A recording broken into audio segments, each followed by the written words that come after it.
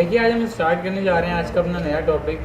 तो आज हम सीखेंगे कि किस तरीके से बीजी अकाउंटिंग सॉफ्टवेयर को ऑपरेट करता है। सबसे पहले आज आपका बीजी का इंट्रोडक्शन सेशन है, जिसके अंदर हम सीखेंगे कि बीजी का इंट्रोडक्शन क्या है और बीजी कब कब आया था। सबसे पहली बात है बीजी के बारे बीजी क्या है। अगर आपसे कोई पूछे सर बीजी क्या है, तो आप बोलोगे बीजी एक अकाउंटिंग सॉफ्टवेयर जो किसी भी अकाउंट्स को मेंटेन करता है। बीजी क्या है? बीजी एक अकाउंटिंग सॉफ्टवेयर जो किसी भी अकाउंट्स को मेंटेन करता है। अकाउंट्स का मतलब होता है हिसाब किताब रखना, कितना बैलेंस लेना है, कितना बैलेंस देना है। पहले ज़माने में लोग क्या होता था, मैनुअली अकाउंटिंग हाथों से करते थे, तो उनको क्रिटिकल ज़्यादा होता था, उनको मेंटेन करना, मैनुअली बैलेंस को फॉरवर्ड करना, वो सारी चीज़ें होती थी। आपने देखा हो पुराने ज़माने में एक मुनीम बैठा रहता था ओनर के साथ हमेशा, और रेड कलर की डायरी, वो उस जगह अभी लोग फॉलो करते हैं उस चीज़ों को। बट लेकिन बीजी आने से या टैली अकाउंटिंग सॉफ्टवेयर आने से ये कंप्यूटराइज सिस्टम हो गया कि आप सभी को ना एक क्लिक पे अपना रिजल्ट चाहिए होता है कि मैं एक बटन दबाऊँ मेरा रिजल्ट आ जाए। आज की सिचुएशन में जितना टाइम लोगों के पास कम हो रहा है, उतनी वो डायनेमिक चीज़ें चाहते हैं। तो इसके लिए ही एक दो सॉफ्टवेयर भी आपके फिलहाल आपके सामने, इसका नाम है बीजी अकाउंटिंग सॉफ्टवेयर और टैली। अब हम सीखेंगे बीजी। सर बीजी इंडिया में कब आया था, कौन से वर्जन से स्टार्ट हुआ था, कैसे इसको डाउनलोड करते हैं, कैसे इसको अनइंस्टॉल करते हैं, क्या क्या इसके प्रोसेस है, उस चीज़ को आज हम यहाँ पर समझते हैं। सबसे पहली बार जो इंडिया में आपका बीजी अकाउंटिंग सॉफ्टवेयर आया था, वो कब आया था? 1994 में आया था। अब आप कहोगे कि सर इसके लिए तो आप ओरली बता रहे हो, कोई डाटा वाटा है? बिल्कुल एक एक नोट्स बने हुए हैं, आपको हर चीज़ के नोट्स की फैसिलिटी दी जाएगी कि आपको बार बार नोट्स से ढूंढना ना पड़े। ठीक है,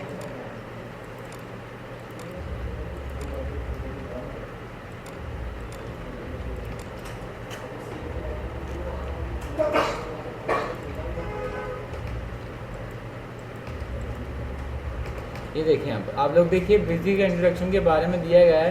बीजी के इंट्रोडक्शन के अंदर बताया है कि बीजी एक अकाउंटिंग सॉफ्टवेयर जो स्मॉल मीडियम मैन के लिए यूज़ किया जाता है। ये जो पहली बार इंडिया में लॉन्च हुआ था, कब लॉन्च हुआ था? 1994 में लॉन्च हुआ था, और प्रगति मैदान न्यू दिल्ली के अंदर इसको लॉन्च किया गया था। ठीक है, कहाँ लॉन्च किया गया था इसको? 1994 के अंदर इंडिया में इसको लॉन्च किया गया था, और नई दिल्ली में प्रगति मैदान के अंदर। क्लियर है? आज ये बहुत ज़्यादा फेमस हो रहा है। इसके कुछ मेन फीचर्स के मारे, जिसके अंदर आपका आता है financial accounting, multi currency, multi location inventory management, production, bill of material, sale, purchase order. तो ये आपके मेन टॉपिक, इसके बारे में हम आगे डिस्कस करेंगे। अगर आपसे कोई पूछता है कि बीजी इंडिया में कब लॉन्च हुआ था, तो आप बोलो कि बीजी इंडिया फर्स्ट टाइम 1994 में लॉन्च हुआ था, और प्रगति मैदान पे लॉन्च हुआ था। क्लियर है? अगर आपसे कोई पूछे कि बीजी के सर अब तक कितने मॉडल आए और बीजी कौन से वर्जन से स्टार्ट होता है, अगर आपसे कोई पूछता है कि बीजी के कितने मॉडल आए, बोलोगे सर बीजी के 5 मॉडल आए हैं। पहले बीजी 3 पॉइंट से स्टार्ट हुआ। जब इंडिया में पहली बार लॉन्च हुआ तो कौन सा वर्जन था? वो 3 के बाद बीजी गया 12 पे सीधा। कौन सा वर्जन आ गया? बीजी 12, फिर बीजी 14, फिर बीजी 16, और लेटेस्ट आज आपके सामने आपके डिस्प्ले पर विजुअल हो रहा है, जिसका नाम है बीजी 70। तो बीजी के अपने 5 कौन से हैं मॉडल? इसके अंदर आपके क्या है? बीजी 3, 12, 14, 16 एंड 17 आपका बीजी के फ्यूचर है। अब बात आती है कि अगर आप किसी के यहाँ जाते हो, उसने कहा कि बीजी सॉफ्टवेयर को आप अनइंस्टॉल कर दो, या इस सॉफ्टवेयर को यहाँ से हटाना, तो आप किस तरीके से अनइंस्टॉल करेंगे? अगर जब भी आपको कोई सॉफ्टवेयर हटाना है, तो उसके लिए आपको कहाँ जाना होता है? कंट्रोल पैनल में, या फिर आप विंडो का बटन दबाइए और यहाँ से भी जा सकते हैं। नहीं तो आप विंडो बटन दबा के यहाँ पर डाल दीजिए कंट्रोल पैनल, तो आप जैसे ही करोगे कंट्रोल पैनल ओपन हो जाएगा। जब कंट्रोल पैनल ओपन होगा तो आपको कैटेगरी के अंदर आके कभी कभी ऐसे छोटे छोटे आइकनों में होता है, तो इसको आपको सबसे पहले कैटेगराइज कन्वर्ट करना है। यदि कैटेगराइज कन्वर्ट हो जाएगा तो कुछ आपको इस तरीके का दिखेगा। फिर आपको कहाँ आना है? अनइंस्टॉल के अंदर, और आपको जो भी अनइंस्टॉल करना है बस आप उस पर एक बार क्लिक कर दीजिए, और यहाँ से कहाँ पर आ जाइए? अनइंस्टॉल पे। जैसे ही अनइंस्टॉल पे आओगे, क्या हो जाएगा? आपका अनइंस्टॉल होना शुरू हो जाएगा। ऐसे बाहर रख दे। क्लियर है? आ गया समझ? ठीक है, ऐसा कोई सा भी सॉफ्टवेयर आप अनइंस्टॉल कर सकते हो, चाहे आपका अकाउंटिंग का सॉफ्टवेयर या आपका किसी और का सॉफ्टवेयर। क्लियर है? कोई प्रॉब्लम? आगे समझ में? अब किसी का आप जॉब करने गए, उसने कहा कि भाई मेरे पास बीजी सॉफ्टवेयर नहीं है, मुझे बीजी सॉफ्टवेयर डाउनलोड कर लो। क्या कर दो? बीजी का सॉफ्टवेयर डाउनलोड कर दो। तो डाउनलोड के लिए अब कहाँ आओगे? सबसे पहले मैंने बीजी सॉफ्टवेयर को खोला, ऑनलाइन भी डाउनलोड, हाँ फ्री ऑफ कॉस्ट है। बट डेमो डाउनलोड होता है, ओरिजिनल नहीं होता।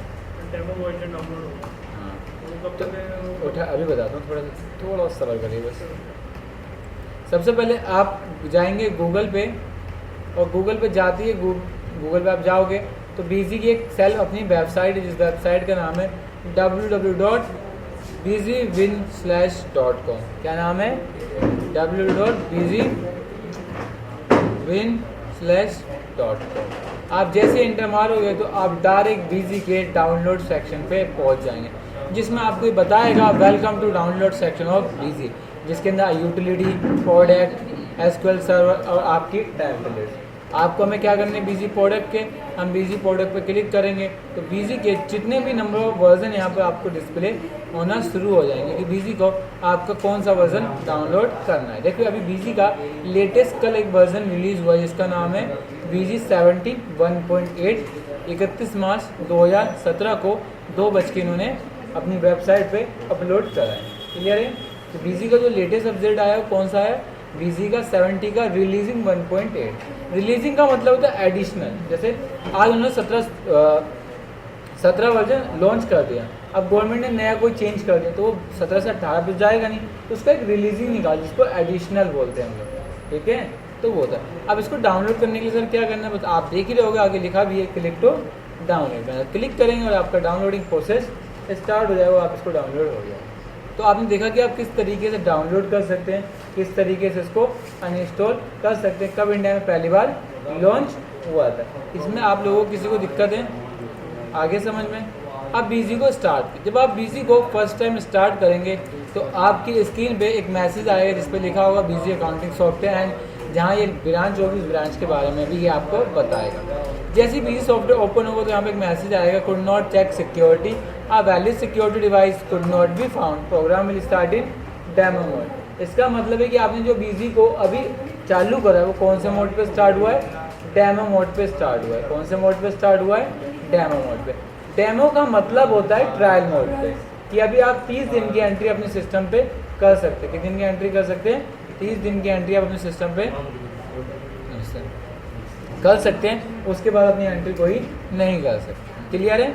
तो आप कॉमन चीज समझिए, अगर आप कोई भी अपना सॉफ्टवेयर डालोगे तो जब उसको आप डाउनलोड करोगे क्या ओरिजिनल सॉफ्टवेयर होगा? क्या आप ही अपनी वेबसाइट पर कुछ डालोगे तो ओरिजिनल डाल दोगे? कोई नहीं डालता, ना मैं डालता ना कोई डालता। तो बीजी वाले ने भी यही करा कि आपने जो सॉफ्टवेयर डाला है वो कौन से मोड पे ओपन करेगा? वो डेमो मोड पे। और डेमो का मतलब क्या होता है सर? डेमो का मतलब है कि आप total number of days 30 days आप इसके अंदर वर्किंग कर सकते हैं बस, एंड इसको पूरा वर्किंग नहीं करें। तो 30 डेज के बाद फिर दोबारा इसको डाउनलोड दोबारा डाउनलोड करने का फायदा नहीं है ना। परचेज करने के लिए आएगा। हाँ, क्या मेन फोकस हमारा परचेज करने का। ठीक है, डाउनलोड करने के लिए करो। हो गया। अब इसको यहाँ से क्लिक करेंगे। अब सर अगर मैं बीजी को ओरिजिनल करना चाहता हूँ तो क्या वे हैं बीजी को ओरिजिनल करने? देखिए बीजी को ओरिजिनल करने के आपके पास 2 तरीके। सर कौन कौन से 2 तरीके हैं मैं बताता हूँ। जब भी ऐसा मैसेज आपके स्क्रीन पर डिस्प्ले होगा तो आप क्या समझेंगे? जब बीजी को आप पहली बार बीजी को ओपन करेंगे तो आपके सामने कुछ इस तरह की स्क्रीन आती है जिस पे लिखा होता है कुड नॉट चेक सिक्योरिटी या वैलिड डिवाइस। इसका मतलब ये होता है कि अभी हम कितने दिन की एंट्री कर सकते हैं? खाली सिर्फ 30 दिनों की। अगर आपको बीजी के सॉफ्टवेयर को एक्टिवेट या ओरिजिनल करना है तो इसके 2 तरीके होते हैं। पहला सॉफ्ट लॉक के जरिए, दूसरा डोंगल के जरिए। इसके जरिए सॉफ्ट लॉक के जरिए या डोंगल के जरिए। सर सॉफ्ट लॉक क्या होता है, डोंगल क्या होता है? देखिए ये जो हार्ड लॉक है जिसे बोलते हैं हम हार्ड लॉक, ये आपका डोंगल होता है। जो फिजिकल डिवाइस होता है उसको हार्ड लॉक होता है, जिसको हम टच कर सकते हैं वो हमारा फिजिकल डिवाइस होता है, जिसको हम डोंगल या हार्ड लॉक बोलते हैं। अगर मैं बीजी को चलाना चाहूँ तो मेरे पास एक बीजी का इतना बड़ा डोंगल होना चाहिए जो मैं सिस्टम पे लगा दूँ। जब मैं बीजी को स्टार्ट करूँगा तो बीजी ऑटोमेटिक से स्टार्ट रीड हो जाएगा हाँ कि मैं बीजी का ये मॉडल ओपन हो रहा है। क्लियर है? इससे एक दूसरा तरीका होता है सॉफ्ट लॉक।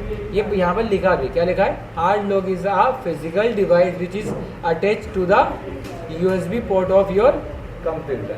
ये कहाँ लगाया जाता है? आपके कंप्यूटर के अंदर लगाया जाता है। एक होता है soft lock. Sir soft lock का क्या मतलब होता है? सॉफ्ट लॉक का एक फाइल होती है। अब बहुत से लोग कहते हैं कि सर हमें डोंगल नहीं चाहिए, आप सॉफ्ट लॉक फाइल दे दो। पता है क्यों करते हैं वो ऐसा? क्योंकि वो डोंगल को ध्यान से रखना ही चाहते। जैसे डोंगल लॉस हो गई, आपकी वैल्यू 0 होगी, डेटा नहीं जाएगा। डोंगल खाली डेट को कैरी फॉरवर्ड करता है, आगे बढ़ाता है बस। आप जो अपडेट करोगे अकाउंटिंग से सारा वो आपके सिस्टम में सेव होगा। तो डोंगल से क्या होता है? डेट कैरी फॉरवर्ड करता है, 30, 31, 32 डेट को आगे बढ़ाता है। ठीक है, अरे जो इसका मेन मोटिव होता है डेट को कैरी फॉरवर्ड करने के लिए। क्लियर है, आगे समझ में? तो अब बहुत से लोग कहते हैं कि सर मैं डोंगल को इतना रख नहीं सकता। आप ऐसा कीजिए, डोंगल को मुझे अलग से दे, कुछ ऐसा कर दीजिए कि डोंगल ना हो, मेरा बिजली सही हो जाए, जेन्युइन हो जाए। तो उसके लिए हम लोग क्या देते हैं, एक सॉफ्ट लॉक फाइल जिसको हम सिक्योरिटी फाइल बोलते हैं। क्या बोलते हैं? Security file. इस फाइल को हम कहाँ रखते हैं? सी ड्राइव बिजी बिन के अंदर जाके हम पेस्ट कर देते हैं। कहाँ पेस्ट करते हैं? आप हमेशा यहाँ याद रखेंगे, जब भी आपका बिजी डाउनलोड होता है तो वो सी ड्राइव में बिजी बिन होता है। जो भी हमें सी लॉक की फाइल आएगी या जो भी फाइल आएगी वो हमें कहाँ रखनी है? सिस्टम में सी ड्राइव। ठीक है, जिससे जब आपका बिजी स्टार्ट होगा तो कौन से मोड पे स्टार्ट होगा? ओरिजिनल मोड पे स्टार्ट होगा। इसमें कोई प्रॉब्लम नहीं। आगे समझ में? सॉफ्ट लॉक को ओरिजिनल करने के लिए आपको लाइसेंस मैनेजमेंट के अंदर आना है और यहाँ से सॉफ्ट लॉक रजिस्ट्रेशन के अंदर जाके आप रजिस्ट्रेशन कर सकते हैं। बट कुछ क्राइटेरिया अभी आपकी पहली क्लास में, उसके बारे में हम लोग अभी डिस्कस नहीं करते। अब आता है क्रिएट कंपनी। तो क्रिएट कंपनी का मतलब देखते हैं, आप समझ गए होंगे कि क्रिएट अ न्यू कंपनी, ये समझ रहे होंगे। लेकिन क्रिएट करने से बिफोर आपको कुछ चीज़ें जानना बहुत ज़रूरी है। क्या सर, क्या चीज़ें जानना ज़रूरी है? कि सबसे पहले आपकी कंपनी कौन सी लोकेशन में बनना चाहती है। कि अगर आपको लोकेशन ही नहीं पता हो, आप कंपनी कहाँ से बना रहे हो, तो आपको एक लोकेशन पता होनी चाहिए कि मेरी कंपनी इस लोकेशन में, इस प्लेस पे या इस जगह जाके बने। क्लियर है, आगे समझ में? तो लोकेशन देने के लिए सबसे पहले आपको माई कंप्यूटर में जाना है। तो माई कंप्यूटर में जाने की शॉर्टकट है window plus E for elephant. तो आप कहाँ पर पहुँच जाएंगे? Direct my computer. और माई कंप्यूटर के बाद इसमें जाके आप इसको ओपन भी करें। अब आपको फोल्डर बना के न्यू फोल्डर, अब जो भी आपको यहाँ पर नाम रखना है, मैंने बोल दिया न्यू कंपनी के नाम से फोल्डर बनाना है। क्लियर है? मैं चाहता हूँ कि जो भी मेरी कंपनियाँ बने वो कौन से फोल्डर में बने? सी ड्राइव में, डी ड्राइव में, न्यू कंपनी के अंदर। तो मैं कहाँ आऊँगा? मैं सेट डाटा ट्रैक, जिसको मैं पाथ भी बोलता हूँ। पाथ का मतलब रास्ता होता है ना, तो एक तरीके का रास्ता है। बस यहाँ पर आप उस फोल्डर का नाम लिख दीजिए। जब आप नाम लिखेंगे तो याद रखिएगा स्पेलिंग बहुत इंपॉर्टेंट है। स्पेलिंग मिस होते ही अलग हो जाएगा। अभी स्पेलिंग सही थी, अगर स्पेलिंग का एक वर्ड भी मेरा गलत होता तो मैसेज आता कि directly specified does not exist in your location. ठीक है, तो आपका एक तरीका तो यही है। कल दूसरा तरीका, आप इस फोल्डर पे जाके ड्रॉप डाउन लिस्ट के जरिए भी आप उसको सिलेक्ट एंड यूज़ कर सकते हैं। बस एन दबाऊंगा। क्लियर है, कोई दिक्कत में? अब चलते हैं कहाँ पर हम लोग? Create company. याद रखना है सभी को कि सबसे पहले आपको लोकेशन देके ही काम करना है। Location loss, your data loss. मिल जाता है बट मेहनत करनी पड़ती है, क्योंकि अभी बहुत टाइम लगता है इसको ढूंढने में। तो एक पहली सिचुएशन है, सबसे पहले आपको काम करने से पहले इन चीज़ों को नोटिस करना है कि आपकी कंपनी कौन सी लोकेशन में क्रिएट हो रही है, कल को इशू ना आ जाइए। सबसे इम्पोर्टेंट, क्योंकि ये हम वन टाइम करते, कब करते हैं? ये एक ही बार करते जब हम किसी यहाँ कंपनी बना दो। कंपनी रोज तो कोई नहीं बनवाता कि आज कंपनी बना दो, आज नहीं कंपनी बना दो, रोज कोई कंपनी नहीं बनवाता। तो इसलिए आप तो याद रखें। फिर आप लोग कहाँ आएंगे? Create company. ठीक है, और कंपनी का जो भी नाम होगा वो नाम डाल देंगे। तो मैंने यहाँ पर ले लिया बिजी, क्या नाम ले लिया? Busy accounting software. क्लियर? नहीं, ये तो कुछ भी नहीं है। ये तो कैसे भी वो कोई भी अपर केस और लोअर केस, क्या सेंसिटिव होता है? हाँ, क्या सेंसिटिव नहीं है कि आप सोचो कि छोटे स्टोर लीडर लेगा, वो नहीं है। क्लियर? अब कंपनी का नेम तो कुछ भी हो सकता है, रोहित गारमेंट स्टोर, जो भी नाम हो वो डाल दें। अब आता है प्रिंट नेम, कि आपको बिल किस नाम से निकालना। तो मैंने बोला बिजी निकालना है खाली बिजी अकाउंटिंग के नाम से। किसके नाम से? बिजी अकाउंटिंग के नाम से। ठीक है, तो कंपनी का नेम शो करेगा बिजी अकाउंटिंग सॉफ्टवेयर के नाम से, लेकिन प्रिंट आउट किसके नाम से निकलेगा? बिजी अकाउंटिंग के नाम से। उसके बाद कहाँ जाएंगे? उसके बाद आएंगे हम short name. Short name nickname होता है ना, जैसे घरों में यूज़ करते हैं लोग। तो मैंने क्या ले लिया? पी एस आ गया। पी एस मतलब शॉर्ट नेम। कंट्री आपको पता है, बताने की जरूरत नहीं, और स्टेट भी आप लोगों को ऑलमोस्ट पता ही होता है। अब आता है financial year. Sir financial year क्या होता है? क्या आप लोगों में से कोई जानता है फाइनेंशियल ईयर क्या होता है?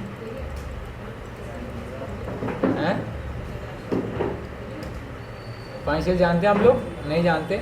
फाइनेंशियल ईयर वो होता है जो 1 अप्रैल को शुरू होता है या स्टार्ट होता है और नेक्स्ट ईयर 31 मार्च को चलता है, वो आपको क्या कहलाता है, फाइनेंशियल ईयर। अगर आप माउस का कर्सर इस पर रखेंगे तो देखिए आपको एक स्क्रीन डिस्प्ले होगी जिसके अंदर बताया गया in the financial year beginning date.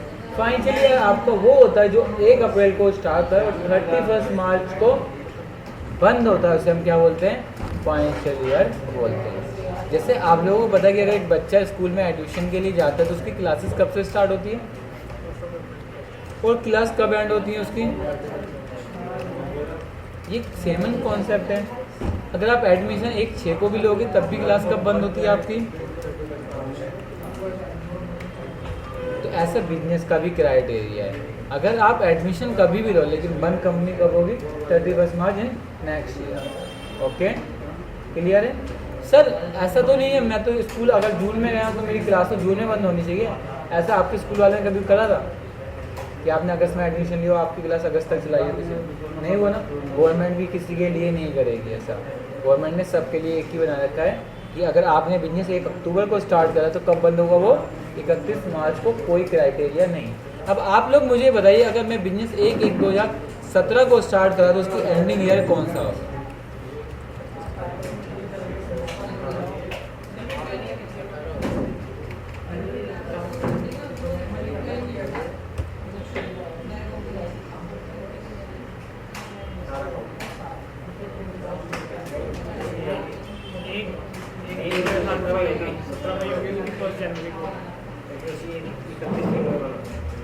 आया समझ, नहीं आया, नहीं आया क्या रीज़न। एक चीज़ याद रखना, आप मुझसे क्लास ले तो हर एक छोटी छोटी चीज़ पूछो, मुझे इरिटेशन नहीं होती, मुझे ज़्यादा मज़ा आता है। पता है क्यों, क्योंकि जब तक आप प्रॉब्लम नहीं पूछो, आप अच्छे रहोगे ना तो मेरी वैल्यू है, अगर आप बेकार हो ना तो मेरी वैल्यू ज़ीरो है। तो इसलिए मुझे समझ, आपको पता समझ नहीं है। देखिए अप्रैल से और दिसंबर तक 9 मंथ होते हैं और 9 मंथ होते हैं तो आपका ईयर भी सेम चलता है। जब वो जनवरी महीने में कन्वर्ट होता है ना तो 17 से 18 हो जाता है, लेकिन एंडिंग तो ईयर किसका रहता है, वो पार्ट का होता है, 16-17 का होता है या 17-18 का होता है, एक ही तो पार्ट होता है। कंपनी अप्रैल को चालू तो नेक्स्ट ईयर बंद होगी। बस आपको याद रखना है कि अगर जनवरी, फरवरी और मार्च का वर्ड वो यूज़ करता है तो जो उसका ईयर होगा वही आपका क्लोजिंग ईयर होगा, ये याद रखो। अगर कोई 1 अप्रैल बोल देगा तो उसका नेक्स्ट होता है, उससे पहले वही सेम ईयर। क्लियर है। अब आगे फाइनेंशियल ईयर।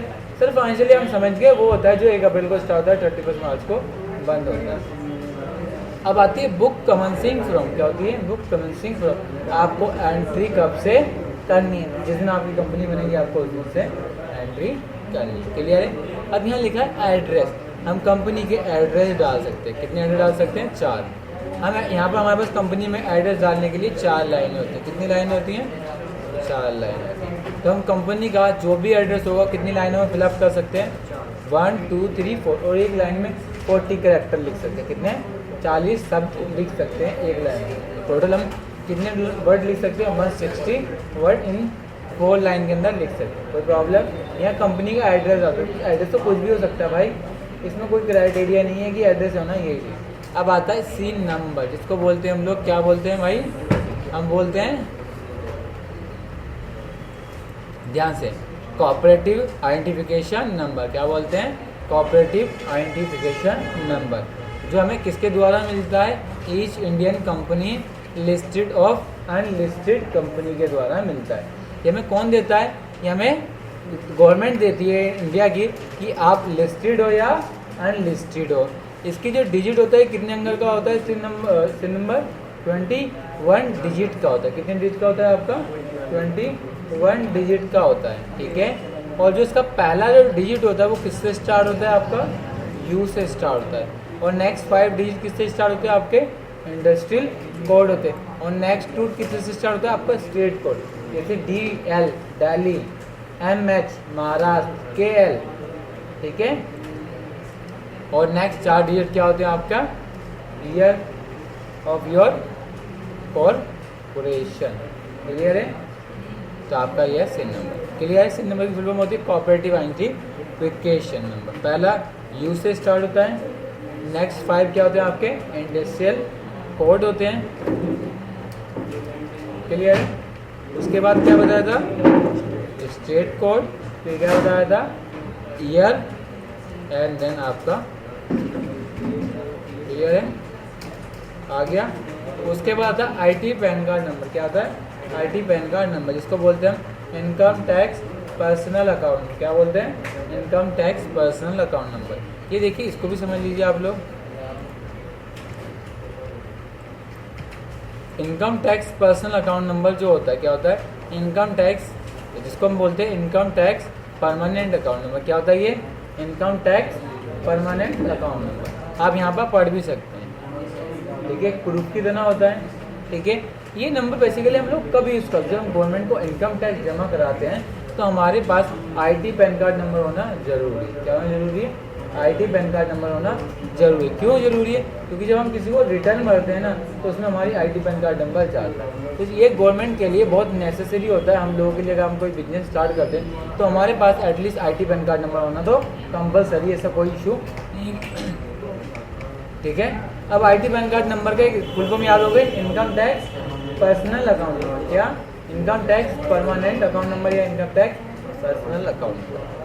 ये इसका अकाउंट नंबर 10 अंकों का होता है या 10 डिजिट का होता है। शुरू के 5 अक्षर अल्फ़ा होते हैं, बाद के 4 अक्षर न्यूमेरिकल होते हैं और लास्ट का एक वर्ड अल्फ़ा होता है। क्लियर है, कोई दिक्कत इसमें, शुरू के 5 अल्फ़ा न्यूमेरिक, ठीक है। और यहाँ देखिए, जो आपके फर्स्ट 3 डिजिट होंगे वो अल्फ़ाबेट में होंगे और सीरीज रनिंग के, जैसे triple A to triple Z के बीच में कोई भी हो सकता है। और जो आपका 4th कैरेक्टर होगा पैन कार्ड का, 4th कैरेक्टर होगा, वो क्या होगा आपका कंपनी। अगर पी होगा तो पी मतलब आप किसी पर्सनल के अंदर काम करते हो या पार्टनरशिप फर्म में काम करते हैं। और अगर सी आता है तो आप कोऑपरेटिव फर्म में काम करते हैं। और अगर एच आता है तो हिंदू अनडिवाइडेड फैमिली, मतलब अपने घर के दाता खुद ही हैं। और अगर आई आता है तो वो इंडिविजुअल के अंदर जाएगा। क्लियर है, ये आपका अगर 4th पे, मतलब जैसे यहाँ बोला है ना कि पहले 5 अक्षर तो अल्फा होंगे, मतलब 3 तो आपके कुछ भी हो सकते हैं। और जो आपका 4th होगा वो डिपेंड करेगा आपको किस क्राइटेरिया के अंदर होना चाहिए। और जो 5th डिजिट होगा वो आपका सरनेम होगा। क्या होगा, सरनेम का फर्स्ट डिजिट होगा। क्लियर है, आ गया। उसके बाद नेक्स्ट डिजिट क्या होंगे आपके 4 डिजिट, कुछ भी हो सकते हैं, 8 to 1 से लेके 9 के बीच में। और लास्ट आपका अल्फ़ा होगा जो मैंने यहाँ पर बता रखा है। तो शुरू के 5 अक्षर क्या हो जाएंगे हमारे, अल्फ़ा होंगे और लास्ट का एक वर्ड। फिर वार्ड नंबर, ये एरिया नंबर होता है। Then telephone number and fax number, email ID. देखिए बेसिक चीज़ें, इसलिए मैंने इसको आपको कुछ नहीं बताया, ठीक है। और जब कंपनी बनाएंगे तो इस टॉपिक को ध्यान से नो करेंगे और इसको सेव करेंगे। जब आप सेव करेंगे तो आपके पास एक पॉपअप आएगा। अभी इसमें एक टॉपिक और नो करना है, जिस टॉपिक का नाम है अनेबल वैट एंड जीएसटी। क्या टॉपिक का नाम है, अनेबल वैट एंड जीएसटी। अब इस टॉपिक को स्पेशली ध्यान से नो करें, क्योंकि आज आपकी पहली क्लास है तो अब इसके अंदर मैं नहीं चाहता कि आप लोगों को वैट एंड जीएसटी के बारे में भी कुछ बताया जाए। बस अभी समझ लो कि इस टॉपिक को मैं नो करके चलना, और इस पर क्लिक करेंगे तो आपकी अपनी बनना शुरू हो जाएगी।